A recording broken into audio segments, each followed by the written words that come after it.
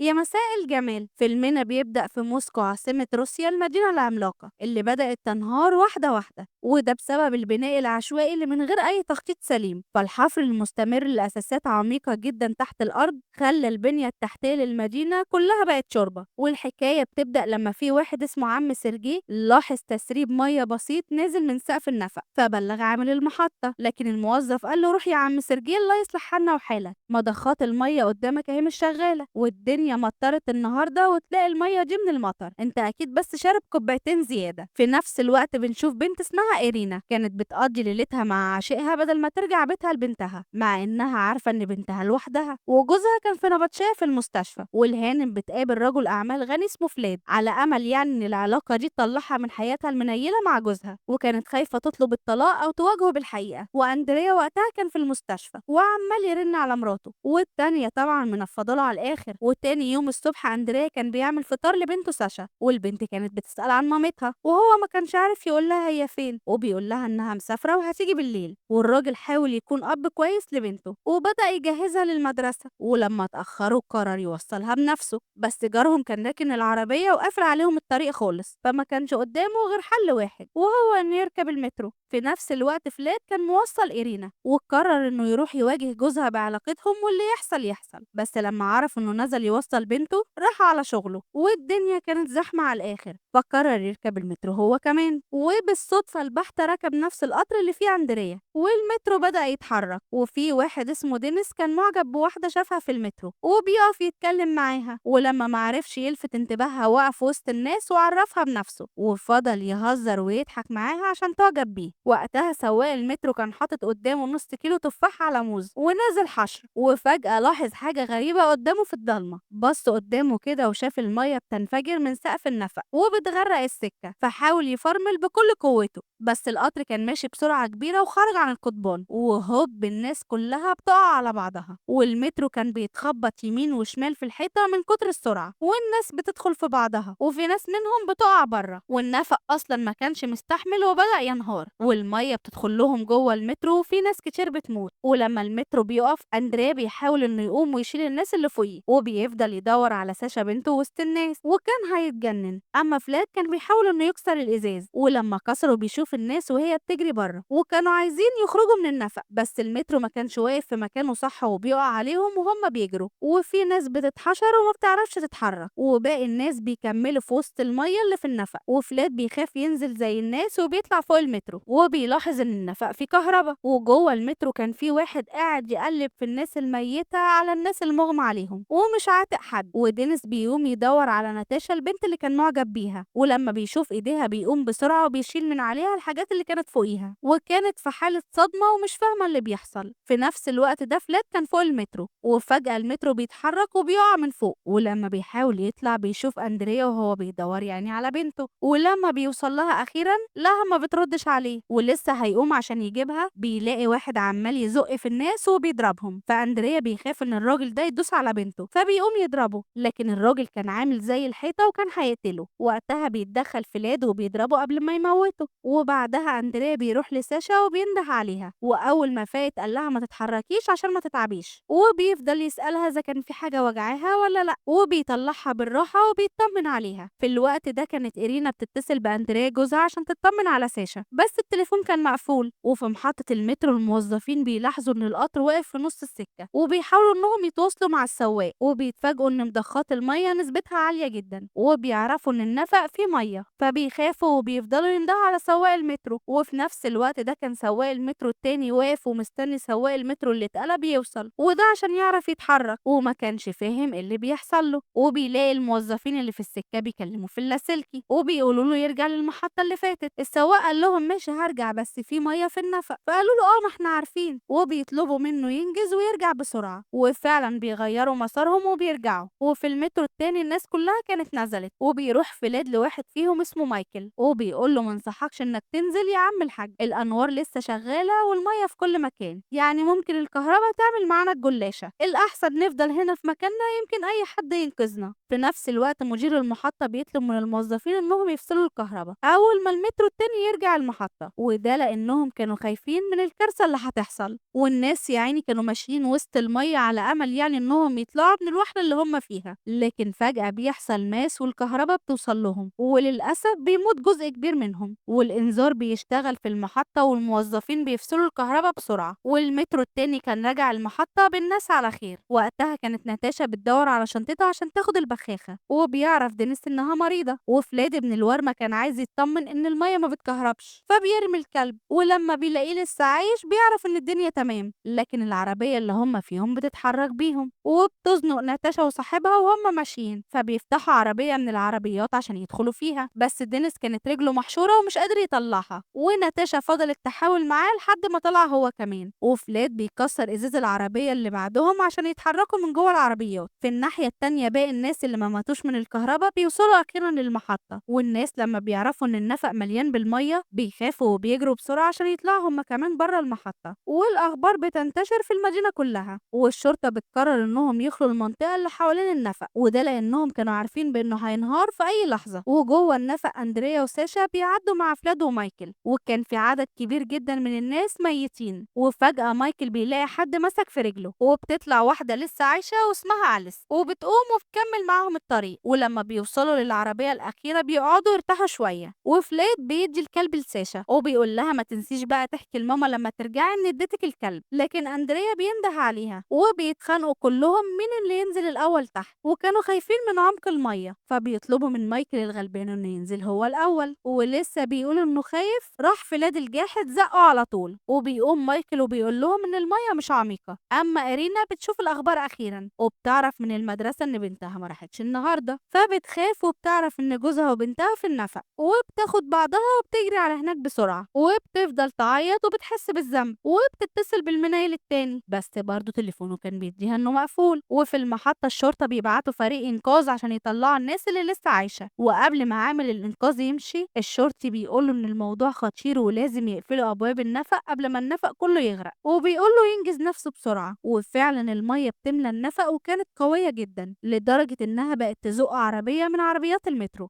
وفي الطريق فيلاد وأندريا بيفضلوا يتكلموا مع بعض وكل واحد بيعرف وظيفة التاني، وأندريا بيعرفه إن مراته شغالة في الشركة بتاعته وبيعرفه اسمها وبيقوله يمكن يعني يكون عارفها، فالتاني بيغير الموضوع وبيعمل نفسه إنه بيكلم الناس اللي وراه، لكن فجأة المية بتزيد وبتزق عربيات المترو ناحيتهم فبيخافوا وبيجروا بسرعة، لكن ساشا ما كانتش عايزة تمشي من غير الكلب بتاعها، وبيضطروا كلهم يدخلوا يستخبوا في الحفرة اللي الكلب كان مستخبي فيها، بس مايكل كان حاسس إن هو مش هيدخل جوه الحفرة بسبب حجمه، وبيقرر إنه يفضل بره، وحاول يجري شوية بس ما قدرش يكمل وبيتعب، وفي الآخر بيستسلم وبيتكل على الله. أما باقي الناس وصلوا لمكان مظلم والسلسلة بتاعت ساشا نورت لوحدها، فأندريا سألها جبتيها منين؟ قالت له إن مامتها ادتها لها آخر مرة شافتها فيها، وبيرد بسرعة فلاد وبيقول لها عجبتك؟ ساعتها اتصدم أندريا وقال له هو أنت يا ابن يلا من غير شتيمة، فبيضحك وبيقول له ايوه لا ده انت بجد مستفز وتستاهل بقى. واندريا بياخد جنبه وبيفضل قاعد لوحده، لكن فجأة بيقوم وهو كله غل وكان عايز يضرب فلاد بس بيمسك نفسه عشان خاطر البنت، وبيفضلوا ماشيين جوه الحفرة اللي دخلوها حبة حلوين لحد ما بيوصلوا المكان باين منه الشارع فوق منهم، وبيفضلوا يندهوا عشان حد يسمعهم، لكن المسافة كانت عالية جدا، وحظهم الحلو ان اندريا الوحيد اللي كان تليفونه لسه شغال، فبيرفعوه على كتافهم فوق عشان الشبكة تلقط، لكن للأسف